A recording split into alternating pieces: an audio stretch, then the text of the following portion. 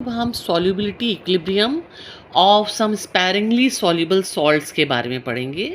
क्या होता है ये स्पैरिंगली सॉल्युबल सॉल्ट्स? ये वो सॉल्ट्स होते हैं जो पानी में बहुत ज़्यादा डिज़ोल्व नहीं होते हैं, है ना। आपने अपनी डे टू डे लाइफ में देखा है NaCl जो कि बहुत ज़्यादा डिज़ोल्व हो जाता है। तो हम उसकी स्टडी नहीं कर रहे हैं, हम कुछ ऐसे सॉल्ट्स की स्टडी करेंगे, उनका सॉल्युबिलिटी इक्विलिब्रियम निकालेंगे जो कि बहुत स्पैरिंगली सॉल्युबल हैं, यानी कि बहुत कम मात्रा में सॉल्युबल हैं पानी के अंदर। We have already known that the solubility of ionic solid in water varies a great deal। मतलब जो आयनिक सॉलिड्स हैं वो कुछ तो पानी में बहुत ज़्यादा डिज़ोल्व हो जाते हैं और कुछ पानी में बहुत कम डिज़ोल्व होते हैं, और जो बीच में डिज़ोल्व होते हैं उनकी भी कुछ नंबर है। तो कुछ some of these like calcium chloride are so soluble that they are hygroscopic in nature। Calcium chloride तो इतना ज़्यादा soluble है कि वो पानी में को एटमॉस्फेयर में से भी एब्जॉर्ब कर लेता है, and even absorb water vapour from the atmosphere. Other जैसे लिथियम फ्लोराइड, वो इतना कम सॉल्युबल है कि वो they are commonly termed as insoluble. तो ये आयनिक सॉलिड्स की डिफरेंट सॉल्युबिलिटी बता रहा है आपको। जैसे कि टेबल देखो आप, ये टेबल, इसमें सारे क्या हैं, ये आयनिक सॉल्ट्स हैं। इन आयनिक सॉल्ट्स की सॉल्युबिलिटी कांस्टेंट दिए हुए हैं आगे। तो ये सब क्या है, इन सब की सॉल्युबिलिटी दो अलग अलग है। देखो KSP की वैल्यू सब में अलग अलग है ना, सॉल्युबिलिटी प्रोडक्ट कांस्टेंट। तो जितना भी ज़्यादा सॉल्युबिलिटी प्रोडक्ट कांस्टेंट आता है, इसका मतलब वो उतना ज़्यादा सॉल्युबल है। तो ये वेरी कर रही है ना सॉल्युबिलिटी। तो यही ये कहना चाह रहा है कि आयनिक सॉलिड जो है वो उनकी जो सॉल्युबिलिटी है पानी के अंदर वो वेरी करती है। अब वो कैसे वेरी करती है, क्यों इतना वेरी कर रही है कि कुछ बहुत ज़्यादा सॉल्युबल हैं, कुछ बहुत ज़्यादा इनसॉल्युबल हैं, कुछ इन बिटवीन हैं। तो देखो, the solubility depends on a number of factors important amongst which are the lattice enthalpy of the salt and the solvation enthalpy of the ions in a solution. दो factor तो main हो गए, कौन कौन से? Lattice enthalpy. अगर lattice enthalpy salt की ज़्यादा है तो मतलब उसका जो सॉल्ट बनते समय इतनी ज़्यादा एनर्जी रिलीज़ हुई थी, यानी कि वो बहुत ज़्यादा लेटाइस एंथैल्पी है ना, तो डिज़ोल्व नहीं होगा। और सॉल्वेशन एंथैल्पी क्या है आयंस की, कि अगर मान लीजिए सॉल्ट को आपने डिज़ोल्व किया पानी के अंदर तो आयंस में डिसोसिएट होगा। तो जब वो आयंस पानी में डिज़ोल्व हो रहे हैं तो एक एंथैल्पी रिलीज़ हो रही है, मतलब एनर्जी रिलीज़ हो रही है। तो वो सॉल्वेशन एंथैल्पी जितनी ज़्यादा है, मतलब वो उतनी ज़्यादा एनर्जी रिलीज़ कर रहा है, तो वो उतना ज़्यादा सॉल्युबल होगा। तो ये दो फैक्टर मेनली अफेक्ट करते हैं सॉल्युबिलिटी को। अगर सॉल्वेशन एंथैल्पी ज़्यादा है तो ज़्यादा सॉल्युबल होगा, और लेटाइस एंथैल्पी ज़्यादा है तो कम सॉल्युबल होगा, है ना। ये दोनों फैक्टर मिल के डिसाइड करेंगे कि वो डिज़ोल्व होगा या नहीं होगा। For a salt to dissolve in a solvent the strong forces of attraction between its ion, जिसको कि लेटाइस एंथैल्पी बोलते हैं, must be overcome by the ion solvent interaction.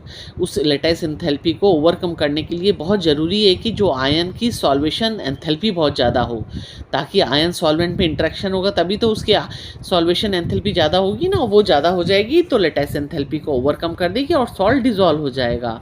The solvation enthalpy of ions is referred to in terms of solvation which is always negative, that is energy is release in the process of solvation, लेकिन उसकी amount अलग अलग होती है। The amount of solvation enthalpy depends on the nature of the solvent. In case of a non polar solvent, जो कि covalent solvent होता है, solvation enthalpy is small and hence not sufficient to overcome the lattice enthalpy of the salt. Consequently, the salt does not dissolve in non-polar solvent। क्यों नहीं dissolve हो पाया? क्योंकि उसकी सॉल्वेशन एनर्जी जो है ना नॉन पोलर सॉल्वेंट की, वो कम है। तो मतलब आयन सॉल्वेंट इंटरेक्शन इतना अच्छा नहीं है, इसलिए एंथैल्पी कम है, तो नेचुरली वो ओवरकम नहीं कर पाएगा और सॉल्ट डिज़ोल्व नहीं होगा। As a rule, for a salt to be able to dissolve in a particular solvent, its solvation enthalpy must be greater than its lattice enthalpy, so that the latter may be overcome by the former। lattice enthalpy से ज़्यादा हो गई solvation enthalpy तो salt dissolve हो जाएगा, क्योंकि उसके bonds टूट जाएंगे salt के। Each salt has its characteristic solubility which depends on the temperature। We classify salts on the basis of the solubility in the following category। देखो, ये है एक सॉल्युबल जो होगा सॉल्ट, उसकी सॉल्युबिलिटी होगी 0.1 m से ज़्यादा, है ना, इतनी। और कैटेगरी 2 स्लाइटली सॉल्युबल जो है उनकी इन बिटवीन होगी, 0.01 एम से लेके 0.1 एम के बीच में जो डिज़ोल्व होते हैं वो स्लाइटली सॉल्युबल होते हैं। और स्पैरिंगली सॉल्युबल वो होते हैं जो कि जिनकी सॉल्युबिलिटी कम होती है, किससे, 0.01 एम से। ये 0.1 एम का क्या मीनिंग है बच्चों, जैसे मान लो सोडियम क्लोराइड है, तो सोडियम क्लोराइड की जो सॉल्युबिलिटी है उसका मोलर मास होता है 58.44 ग्राम्स, ठीक है, मोलर मास। तो अगर 1 मोल सॉल्यूशन बनाना है सोडियम क्लोराइड का तो हमें 58.44 ग्राम्स डिज़ोल्व करना पड़ेगा 1 लीटर पानी में। तो उसकी 0.1 मोलैरिटी कितनी हो जाएगी, 5.844 ग्राम्स जब डिज़ोल्व करोगे 1 लीटर में, तो उसकी मोलैरिटी कितनी है, 0.1 एम। तो इसका मतलब उसकी सॉल्युबिलिटी अगर उससे बहुत ज़्यादा है, वो तो बहुत ज़्यादा है, वो तो बहुत ही ज़्यादा है उसकी तो सॉल्युबिलिटी, तो बहुत डिज़ोल्व हो जाता है वो। तो लेकिन ऐसे सॉल्ट्स को भी सॉल्युबल बोलते हैं जो कि जिनकी सॉल्युबिलिटी कितनी हो, 0.1 एम से ज़्यादा हो। मतलब 1 लीटर पानी में वो अपने जो उनका मोलर मास है उसमें 10 का डिवाइड कर दो तो उस उतने ग्राम्स डिज़ोल्व हो जाते हैं, तो वो सॉल्ट सॉल्युबल कहलाते हैं। Now we shall consider the equilibrium between the sparingly soluble ionic salt and its saturated aqueous solution.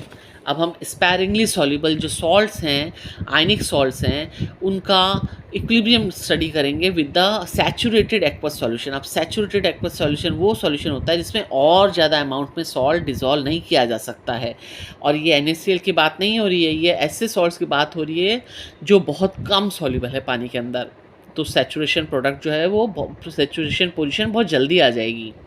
Let us now have a solid like barium sulfate in contact with its saturated aqueous solution.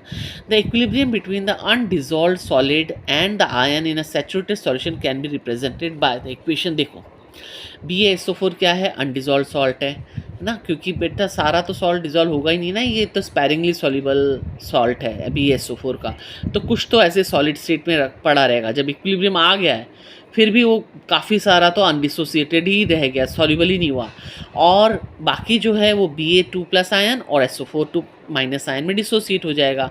तो ये जो equilibrium की state है उसमें ये जो BaSO4 है वो अपने आयंस के साथ एक इक्विलिब्रियम में रहता है, और वो कैसा सॉल्यूशन है, एक सैचुरेटेड सॉल्यूशन बनाया है आपने पानी के अंदर, ठीक है। तो ये इक्विलिब्रियम, द इक्विलिब्रियम कांस्टेंट कैसे दे सकते हो इस रिएक्शन का इक्विलिब्रियम कांस्टेंट, पता है ना आपको, प्रोडक्ट्स की कॉन्सेंट्रेशन अपॉन रिएक्टेंट की कॉन्सेंट्रेशन। अब रिएक्टेंट की कॉन्सेंट्रेशन तो क्या है बच्चों, स्टेबल है, तो BaSO4 को तो हम कंसिडर करेंगे नहीं। तो इक्विलिब्रियम कांस्टेंट किस पर डिपेंड हो जाएगा, ये डिपेंड करेगा सिर्फ आयंस की कॉन्सेंट्रेशन पे, किसकी, आयंस की कॉन्सेंट्रेशन कितनी है। तो क्या हम KSP या सॉल्युबिलिटी प्रोडक्ट का जो कांस्टेंट है उसको हम ऐसे लिख सकते हैं, K BaSO4 को तो हमने कांस्टेंट मान लिया, बेरियम आयन की कॉन्सेंट्रेशन इनटू सल्फेट आयन की कॉन्सेंट्रेशन।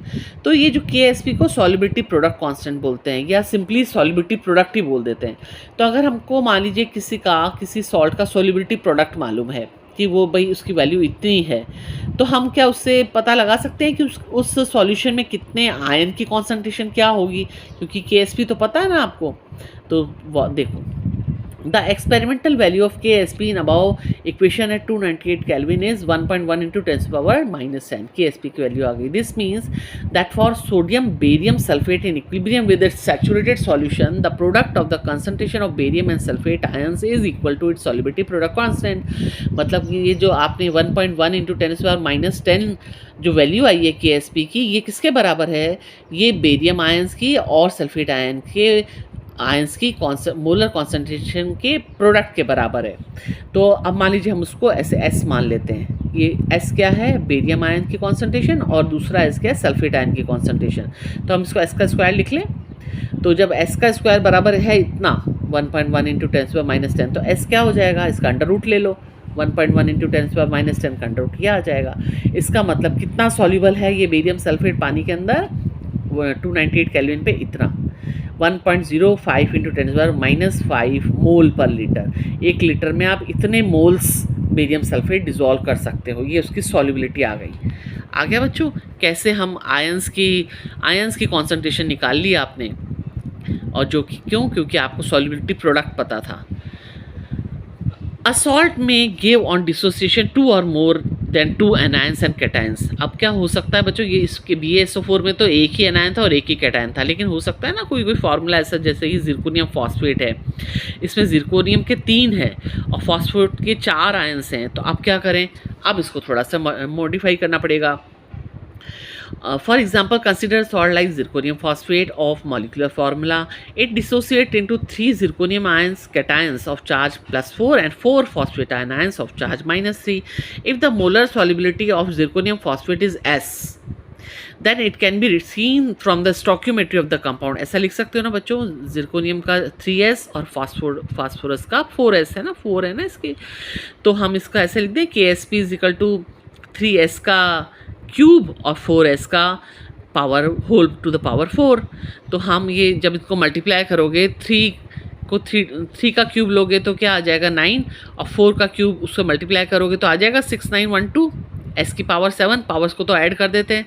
तो जब ये वैल्यू आई है, अब KSP आपको पता है, जो भी KSP हो उसमें आप डिवाइड कर दोगे इसका, तो आपको सॉल्युबिलिटी आ जाएगी।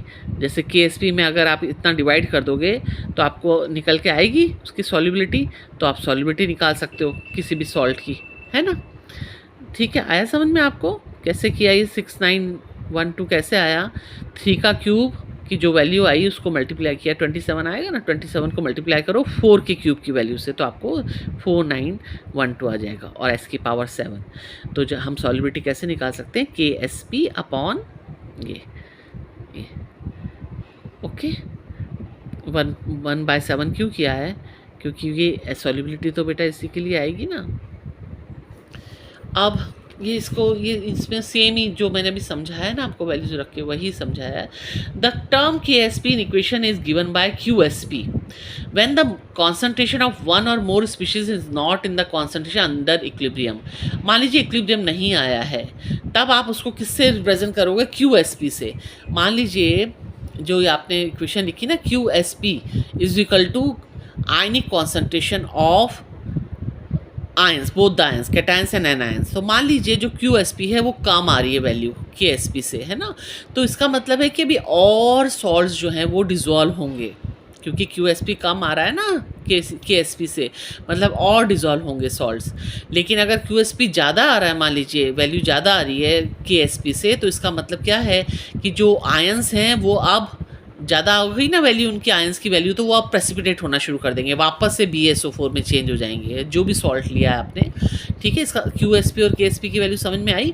अगर QSP कम आ रहा है, इसका मतलब है कि अभी बेरियम जो आयंस की कॉन्सेंट्रेशन है वो कम है जितनी इक्विलिब्रियम में होनी चाहिए थी, मतलब कि अभी और सॉल्युबल होगा सॉल्ट। जितना ज़्यादा सॉल्युबल होगा उतना ही तो आयंस की नंबर बढ़ेगा ना बच्चों, और जितना ज़्यादा आयंस का नंबर बढ़ेगा वो इक्विलिब्रियम की तरफ बढ़ेगा। और अगर मान लो QSP की वैल्यू ज़्यादा आ रही है, इसका मतलब आयंस की कॉन्सेंट्रेशन ज़्यादा हो गई है कि जितनी KSP पे होनी चाहिए थी, तो अब उससे ज़्यादा डिज़ोल्व तो होगा नहीं, वो तो प्रेसिपिटेट आउट होने लगेगा, वो अपना वापस से सॉल्ट बनाने लगेगा और प्रेसिपिटेट आपको मिल जाएगा। The solubility product constant of a number of common salts are given in the table. तो आप इस टेबल को देख के पता लगा सकते हो कि जिसका KSP कांस्टेंट ज़्यादा है वो ज़्यादा सॉल्युबल है। अब इस एक प्रॉब्लम को देखोगे तो आपको सब समझ में आ जाएगा। एक सॉल्ट है A2X3, ये इसकी जो सॉल्युबिलिटी है वाटर में वो कैलकुलेट करनी है हम एज्यूम करते हैं कि पानी के साथ कोई रिएक्शन नहीं होती है, तो सॉल्युबिलिटी प्रोडक्ट हमको दे रखा है KSP 1.1 × 10⁻⁻23। अब बस इसको इक्वेशन में पुट करना है आपको। A जो 3+ है उसके कितने एटम, उसके कितने हैं आयंस 2, और X के कितने आयंस हैं 3। तो हम इसको इस तरह से लिख सकते हैं इक्वेशन में बराबर करने के लिए। अच्छा, तो देखो A3+ के हैं दो आयंस और X2- के हैं 3 आयंस। तो हम इसमें पुट कर देते हैं। देखो ये 2 की पावर 2 है, तो 2 को 2 बार मल्टीप्लाई करेंगे तो 4 आएगा, उसको 27 से मल्टीप्लाई करेंगे तो 108 S की पावर 5। तो 108 S की पावर 5 इज इक्वल टू इतना, तो S की पावर क्या हो जाएगी, S की पावर 5 इज इक्वल टू इतना, तो S इज इक्वल टू 1 × 10⁻⁻5 मोल। आया आपको? कैसे निकाली सॉल्युबिलिटी। अब ये इन्होंने दो स्पेरिंगली सॉल्युबल सॉल्ट्स हैं, उनकी दी हुई है आपको KSP की value, which salt is more soluble. वैसे तो हम देख के ही बता सकते हैं कि जिसकी KSP कांस्टेंट कम है वो ज़्यादा सॉल्युबल है। जैसे NiOH होल ट्वाइस का KSP कम है ना, कि ज़्यादा है वैल्यू KSP की, तो ये ज़्यादा सॉल्युबल है। और AgCN की वैल्यू कम है KSP की, तो ये कम सॉल्युबल है। फिर भी हम मेथड से सॉल्युबिलिटी देख के बताते हैं कि AgCN जो ऐसे डिसोसिएट होता है और इसका KSP है 6 × 10⁻17। NiOH होल ट्वाइस का सॉल्ट जो इस तरह से डिसोसिएट होता है, दो मोल बनेंगे OH माइनस के, तो हम इस तरह से पावर लगा देते हैं और ये बराबर कर दिया। अब Ag की S1 है और CN की भी S1 है, इस तरह से पुट करो वैल्यूज़ तो आपको निकल के आएगा। देखो ये, तो आपको पता लगेगा कि NiOH whole twice is more soluble than AgCN।